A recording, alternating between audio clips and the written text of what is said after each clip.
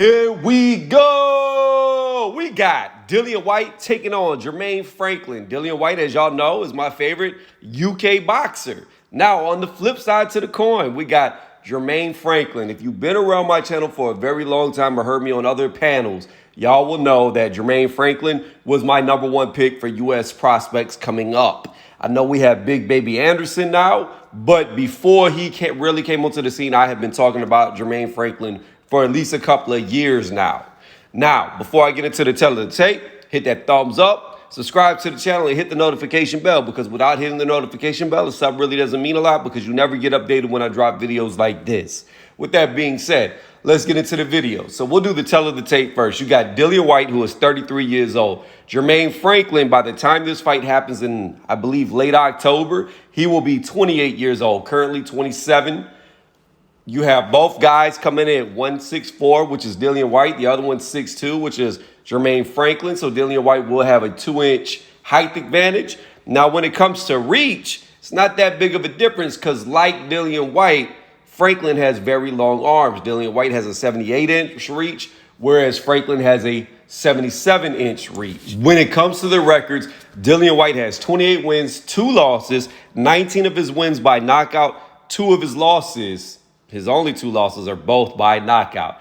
When it comes to Jermaine Franklin, he is 20-0, and 13 of those wins are by knockout. Now, we all know Dillian Whyte, he's fought the Povetkin's, he's fought the AJs. Like, Dillian Whyte's resume is very deep and very strong. The best win to date on Franklin's record would either be Rydell Booker, who made Pulev look bad even though he lost to Pulev, and he also got knocked out by Hrgovic. He got dominated by Hrgovic, but he beat him before Hrgovic, and I would say probably Jerry Forrest would be the other biggest win on Franklin's resume. So his resume is nowhere near as strong as, say, a Dillian Whyte, who's been in there with so many top-tier fighters, whether it be Oscar Rivas, Wach was decent. He only had 2 weeks to prepare for the fight. The list goes on with Dillian and how many top 10 fighters he has fought. Whereas Jerry, on the other hand, has not fought as many tough fighters. He hasn't. Like I said, Jerry Forrest, Rydell Booker is probably the best people he's been in the ring with. So how do I see this fight going if it happens? Well, I think it might be a step too far for Jermaine Franklin at this time. I don't think he's ready for a fighter of Dillian Whyte's caliber, and I don't think he can knock somebody out like Dillian Whyte. You got to keep in mind that with both of Dillian Whyte's losses coming by knockout, that's not really due to him being, say, outscored, outboxed, looking bad, because in his most recent knockout loss to Povetkin, he was winning that fight, completely one-sided, dominating that fight in the first one. In the rematch, he came out and pretty much picked up where the first one left off. Well, after he got up, but y'all know what I mean. But before he got knocked out, he was dominating Povetkin as far as the boxing goes. He just happened to get caught and put to sleep. Now, when he lost to AJ, it was a very back and forth fight. And that was when both guys had a lot less experience. But even though AJ hurt Dillian Whyte, there was a time when Dillian Whyte caught AJ and almost put him down. So there's that. So my point of this is when it comes to boxing skills, Dillian Whyte's really not being outboxed. And Jermaine Franklin would have to outbox Dillian Whyte because I do not believe he has the power to knock him out with a one-shot like an Anthony Joshua or like Povetkin did, caught him with the perfect uppercut. I don't see him being able to land one shot to put Dillian Whyte away. And I don't see him being heavy-handed enough to be able to accumulate shots on Dillian Whyte to break him down.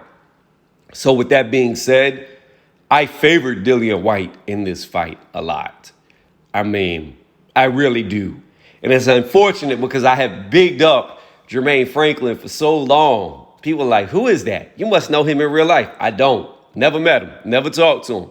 I've just seen him fight and believe that he would be a good prospect. Now, this is a big marquee fight right here. This is the type of fight that if he wins, everybody will know who he is. Everybody will.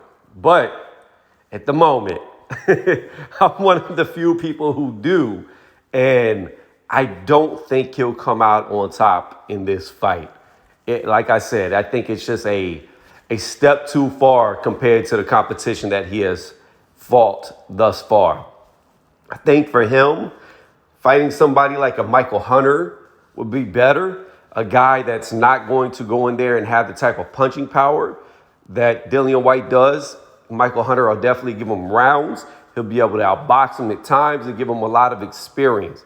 He could even go in there if he wants to get used to having hard shots landed on him, fight a guy like Hrgovic, who is a very hard puncher, but he doesn't have the experience on the professional level yet. So even though he'll hit a lot harder than you, you can use your experience to possibly beat him. And while you're taking his shots, it will get you ready to take shots from a guy like Dillian Whyte or going even higher up, championship level, Anthony Joshua or Deontay Wilder, if Deontay Wilder can beat Tyson Fury in their trilogy fight.